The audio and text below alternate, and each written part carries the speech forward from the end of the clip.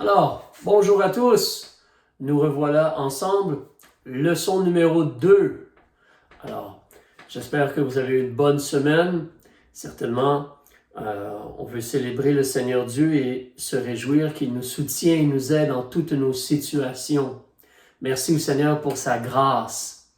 Donc, on va demander au Seigneur de bénir. Père, utilise cette étude, s'il te plaît, afin de nous aider et nous édifier en notre foi.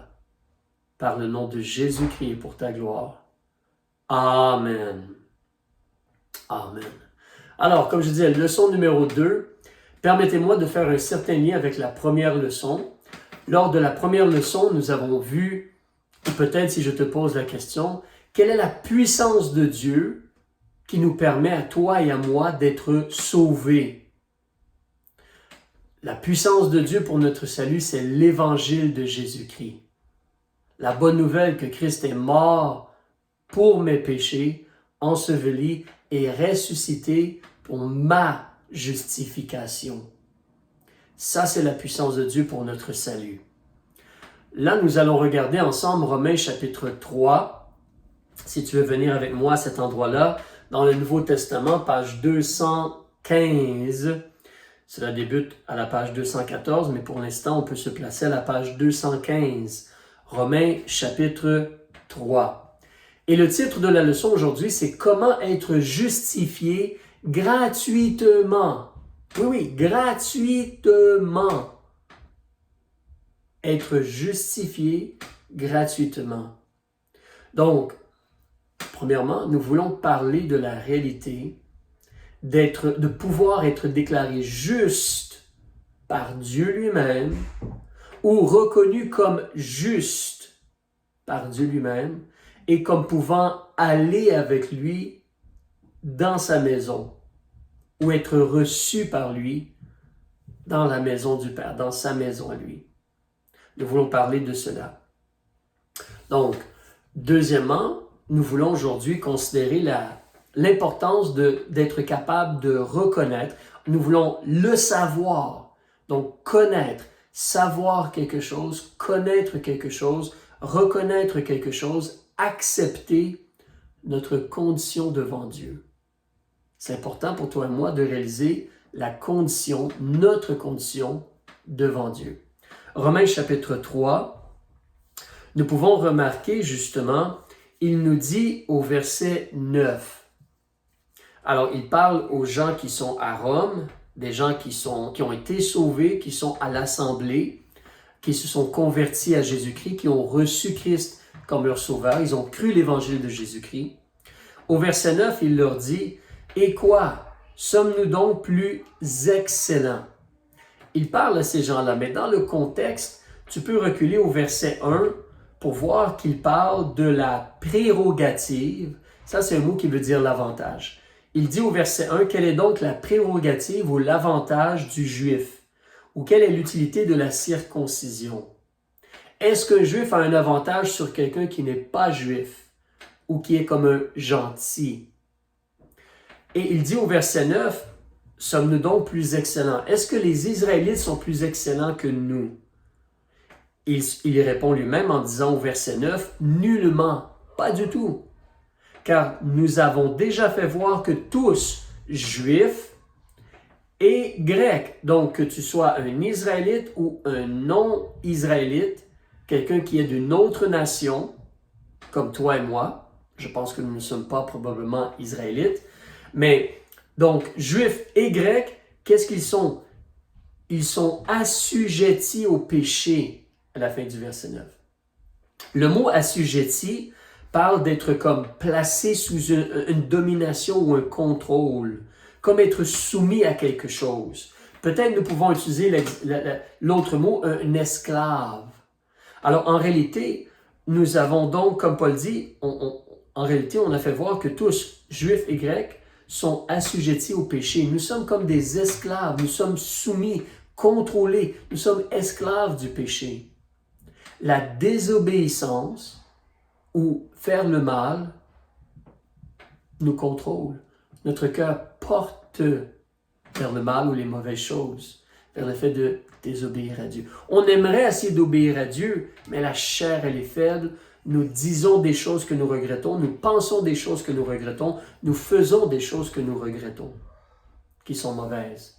Donc, tout être humain sur la terre, incluant toi et moi, nous sommes comme des esclaves ou comme assujettis au péché. Et là, si tu continues au verset 10, Paul donne plus d'informations encore.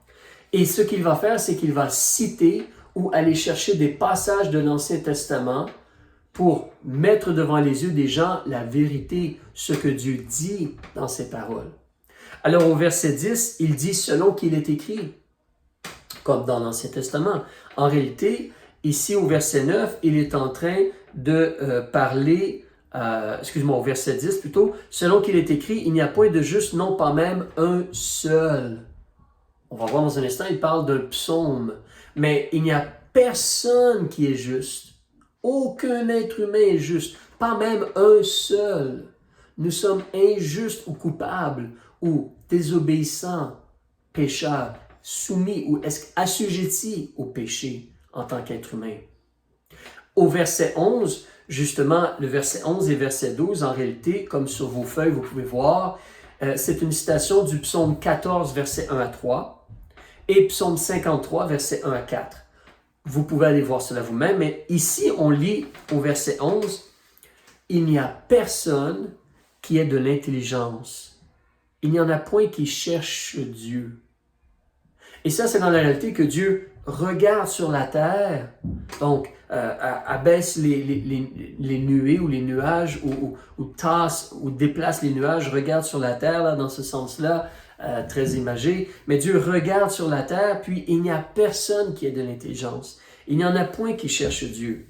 Verset 12. Tous se sont égarés et se sont tous ensemble corrompus. Cela nous parle d'être croches, comme tordus, corrompus. C'est comment nous sommes en tant qu'êtres humains. Tous se sont égarés et se sont tous ensemble corrompus. Il n'y en a point qui fasse le bien. Non, pas même un seul. Si quelqu'un te dit, moi je suis une bonne personne, je fais toujours le bien, c'est un menteur. Encore là, mentir, c'est un péché. Mais Dieu dit, il n'y a personne qui fait le bien, pas même un seul. Par la grâce de Dieu, nous essayons de faire du bien. Maintenant que nous sommes sauvés, l'Esprit de Dieu nous aide à faire le bien et obéir à Dieu. Mais l'être humain en tant que tel, le cœur humain porte vers le mal. Il n'y a personne qui fait le bien. Au verset 13, et ça c'est une citation de Psaume chapitre 5, verset 10 et Psaume 140, verset 16. C'est écrit sur les notes. Verset 13, leur gosier, comme leur gorge, comme leur gosier est un sépulcre ouvert. Imagine si tu ouvres un cercueil. Ouh, ça sent mauvais, la décomposition et tout. Notre bouche a de mauvaises paroles qui sont de mauvaise odeur devant Dieu. Leur gosier est un sépulcre ouvert. Ils se sont servis de leur langue pour tromper. Il y a un venin d'aspic sous leurs lèvres. Un aspic, c'est un serpent très venimeux. Alors, un venin d'aspic sous leurs lèvres, comme pour piquer, pour tuer, faire du mal aux gens. La bouche des gens cause beaucoup de dommages. Verset 14, citation de Psaume 140, verset 7. Leur bouche est pleine de malédiction et d'amertume. Nous maudissons et nous sommes amers, déçus et tristes, fâchés, irrités. On a une mauvaise attitude souvent envers les autres ou les gens. Amers. Au verset 15, verset 15 à 17, c'est une citation venant de Ésaïe, chapitre 59, versets 7 à 8.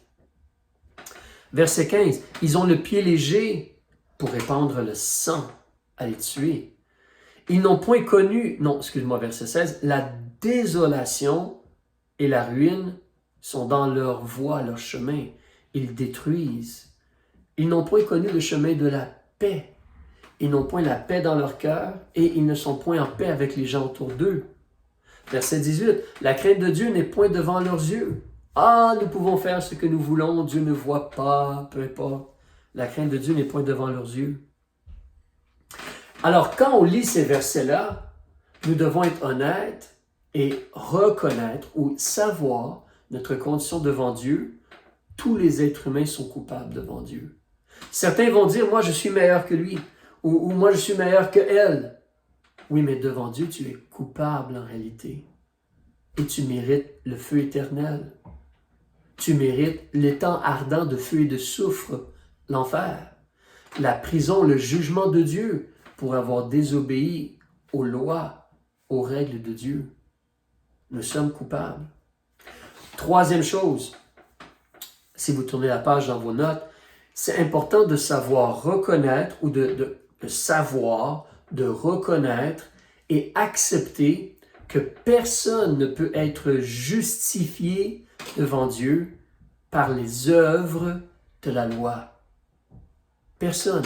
Regardons le verset 19.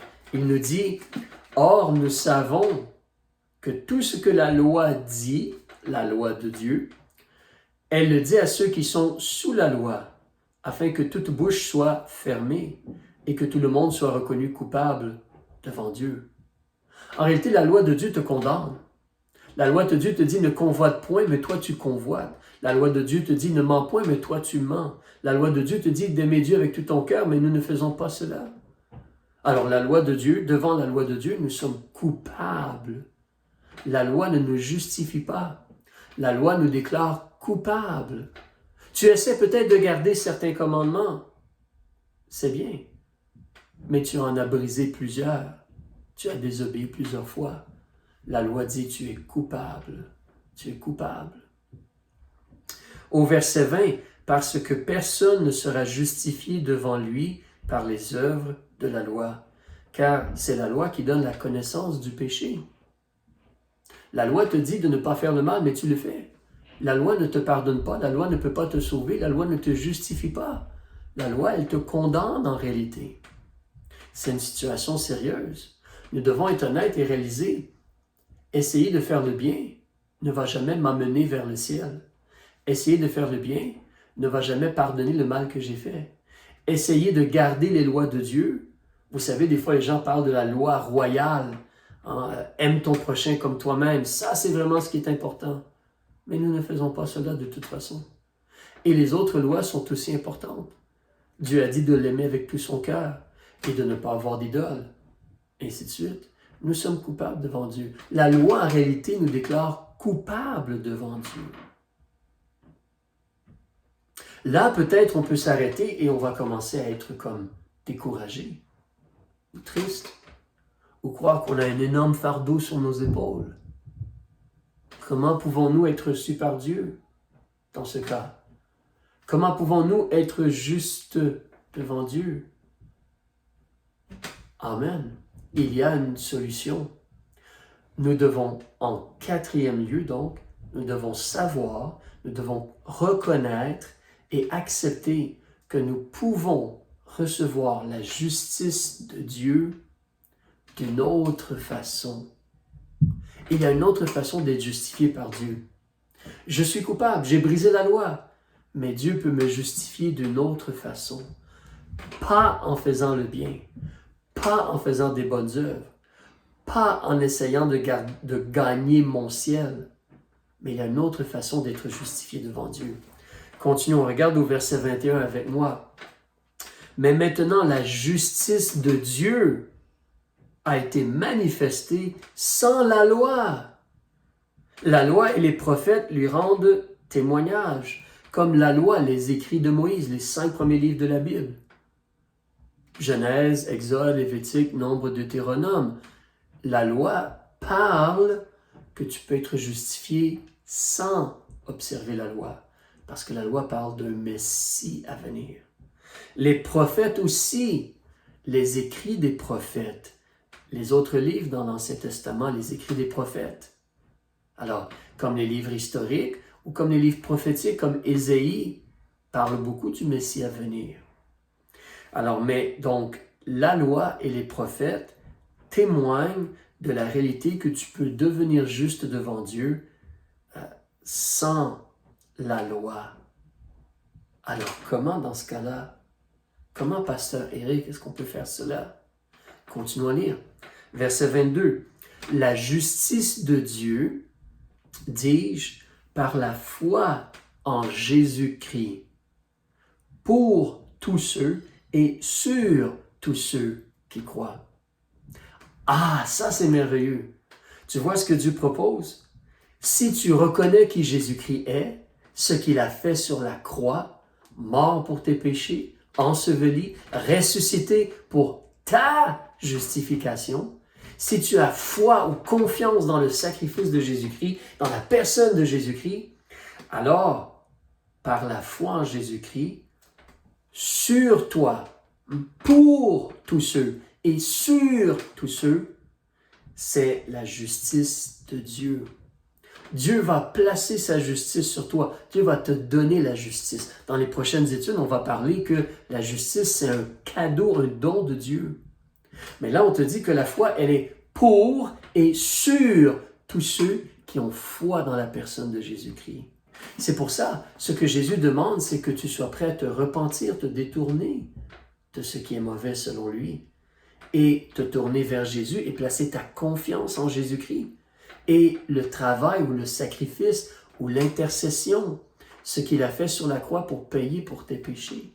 Si tu places ta confiance en Jésus-Christ et son travail à la croix, sur toi, pour toi, est la justice de Jésus-Christ. Wow! Amen! Incroyable! Alors, donc, cinquième et dernière chose. Alors, si tu te rappelles, première chose, on veut réaliser que on parle aujourd'hui d'être juste ou reconnu juste ou être reçu par Dieu. Deuxième chose, on réalise que nous sommes injustes, nous sommes coupables, nous sommes des gens très coupables devant Dieu. Et troisièmement, nous devons reconnaître que observer la loi ou essayer d'observer les commandements ou essayer d'être religieux ne va pas nous justifier devant Dieu. Cela ne peut pas nous justifier devant Dieu.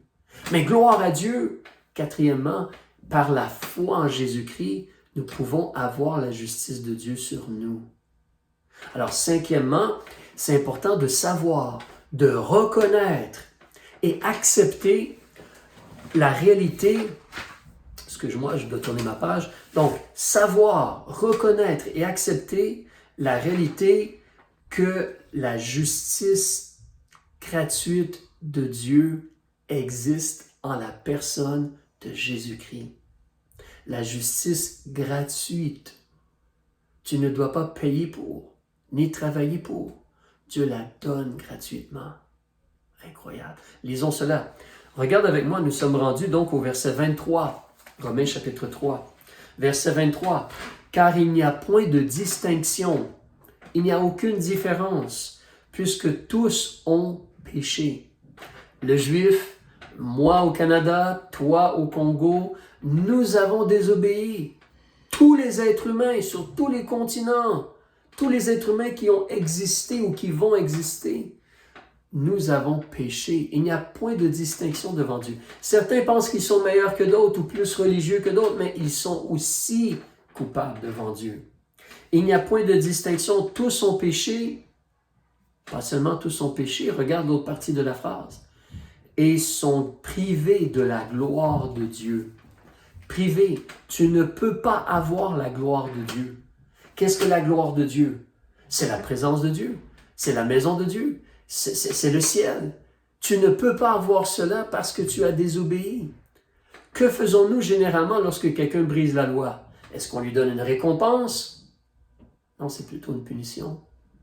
Généralement, les hommes sont imparfaits.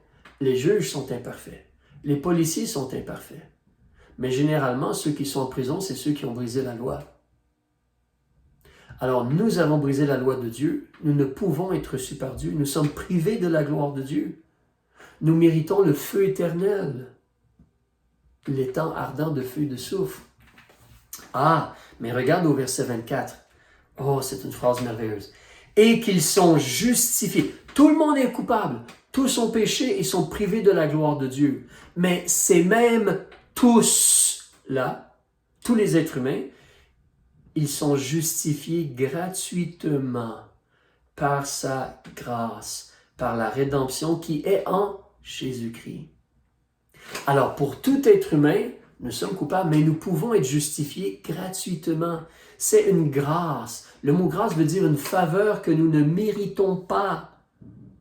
Nous méritons d'être punis, mais Dieu nous fait cette faveur de nous pardonner et nous donner la justice à travers la personne de Jésus-Christ. Alors, c'est une grâce, c'est par la rédemption. Le mot rédemption, c'est un gros mot qui veut dire le rachat. Jésus a payé pour ton âme en versant son sang divin. Nous allons parler de cela dans les études à venir. Mais Christ a payé au complet la rançon pour que tu puisses être reçu par Dieu et aller dans la maison de Dieu. Christ a payé pour racheter ton âme, la rédemption qui est en Jésus-Christ. Tu vois, tu ne peux pas être racheté ou pardonné en faisant du bien, en étant religieux, ou en étant baptisé, ou en donnant de l'argent. Non, ou en demandant au pasteur de faire. Non, c'est Jésus seulement qui donne la grâce pour le pardon de tes péchés. Seulement Jésus. C'est une grâce qui se trouve seulement en Jésus-Christ. Je continue au verset 25, parlant de Jésus-Christ, que Dieu avait destiné. Donc, Dieu avait déjà établi que Christ était le sauveur du monde. Que Dieu avait destiné à être une victime propitiatoire. Victime dans le sens un sacrifice, hein? Faire une victime, offrir quelque chose en sacrifice. Donc, une victime propitiatoire. Ça, c'est un gros mot pour parler de rendre Dieu propre ou propice à pardonner. Jésus est le sacrifice ou l'agneau de Dieu, le sacrifice qui permet à Dieu de te pardonner. Parce que à travers le sacrifice de Jésus-Christ, le paiement est fait, la justice de Dieu elle est satisfaite.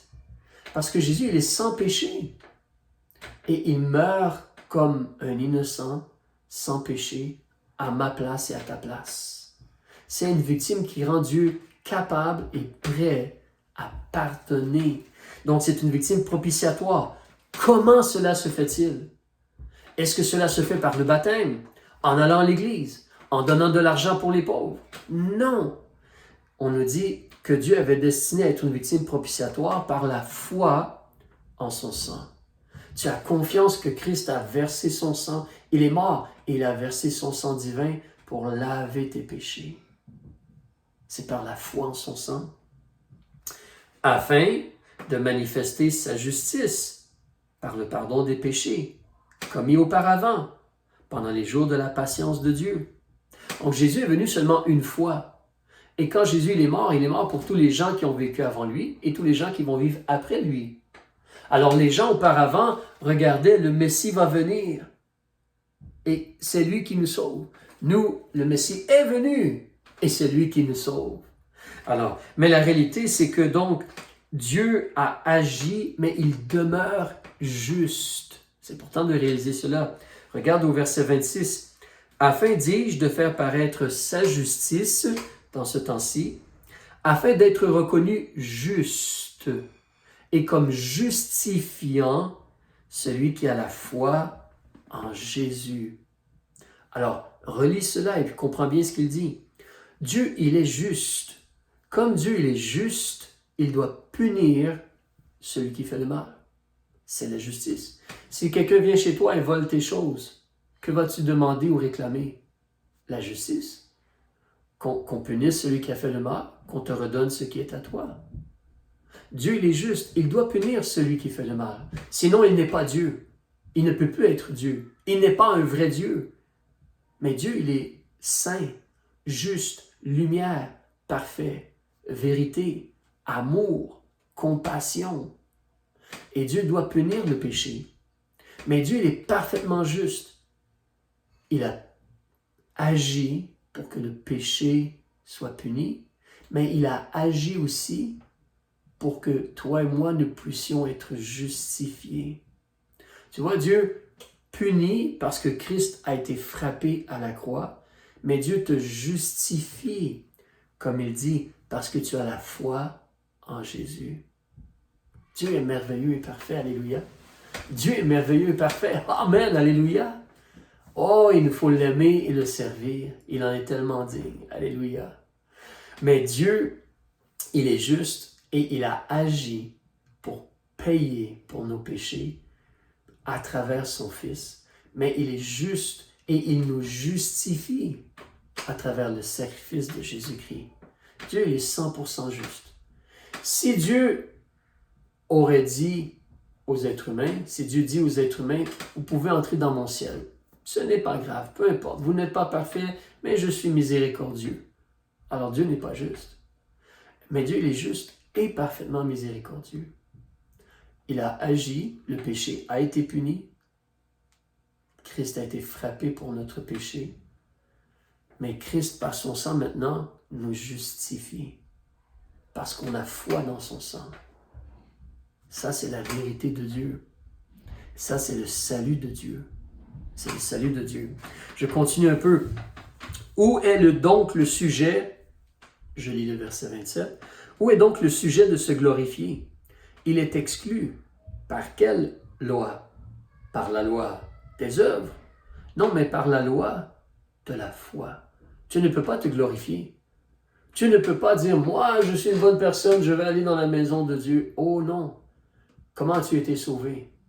Par la foi. Et non par des œuvres ou des actions. Tu ne mérites pas le salut. Tu ne mériteras jamais le salut. Dieu justifie celui qui a la foi en son Fils. Il justifie gratuitement. Gratuitement. Tu n'as pas travaillé pour être juste. Tu n'as pas travaillé pour être super Dieu. Christ a fait le travail. C'est lui la victime propitiatoire. Nous nous abaissons, nous recevons Christ, nous rendons gloire à Christ qu'il est notre Sauveur et nous parlons de Christ aux gens autour de nous. Il nous dit au verset 28, « Nous concluons donc que l'homme est justifié par la foi, sans les œuvres de la loi. Dieu est-il seulement le Dieu des Juifs? Ne l'est-il pas aussi des gentils, des Africains, des Canadiens? Oui, il l'est. Car il y a un seul Dieu qui justifiera les circoncis par la foi et les incirconcis par la foi. » C'est la foi, la confiance en Jésus-Christ qui fait en sorte que Dieu peut te déclarer juste. Tu n'as pas fait de bonnes choses, mais Christ, il est parfait et il a versé son sang pour toi. Sa justice est placée sur toi. Et Dieu te voit, Dieu te déclare juste. Gratuitement. Gratuitement, il fait cela. Anéantissons-nous donc la loi par la foi? Nullement, au contraire, nous établissons la loi. Ce que je te dis ne va pas contre la loi de Moïse, dans le sens que, comme Paul dit, la loi, elle est là. La loi, elle est juste et sainte, mais la loi te déclare coupable. La loi ne peut pas te sauver. Essayer d'être religieux ou d'observer les 10 commandements ne va jamais effacer tes péchés ou te justifier parce que tu brises les commandements. Mais si tu as foi dans la personne de Jésus-Christ, Jésus-Christ va te justifier. Si tu as eu confiance en Jésus et tu as reçu Jésus comme ton sauveur, tu es maintenant juste devant Dieu. Et Dieu va te prendre pour aller dans sa maison. Parce que le sang de Christ est sur toi. On parle aujourd'hui de la réalité que nous sommes, nous pouvons être justifiés gratuitement devant Dieu par le sang versé de Christ. Lorsqu'on a confiance dans le sang versé de Christ. Est-ce que toi, tu as fait cela? Est-ce que toi, en ton cœur, tu as réalisé que tu es coupable? Tu as demandé pardon à Dieu et tu es prêt par l'aide de Dieu à te détourner du mal? Est-ce que toi, tu as cru que Christ est mort à ta place? Est-ce que tu crois que Christ peut te justifier devant Dieu? Selon ce qu'on vient de lire, par le sang de Christ, Dieu te déclare juste. As-tu reçu Jésus comme ton sauveur? Si oui, alléluia, réjouis-toi. Et il y aura une autre étape concernant le baptême. Mais maintenant que tu as été sauvé, comprends comment tu as été sauvé. Comprends comment tu as été justifié. Réjouis-toi en Dieu et partage le message de l'Évangile avec ceux et celles autour de toi. Humblement, avec l'aide de l'Esprit de Dieu, par amour. Mais partage ce message d'espoir-là. Tu peux être justifié devant Dieu gratuitement. Tu peux être délivré de la colère à venir. du jugement à venir. Alors, que le Seigneur vous bénisse. Dieu voulant, on se reparle la semaine prochaine. Au revoir.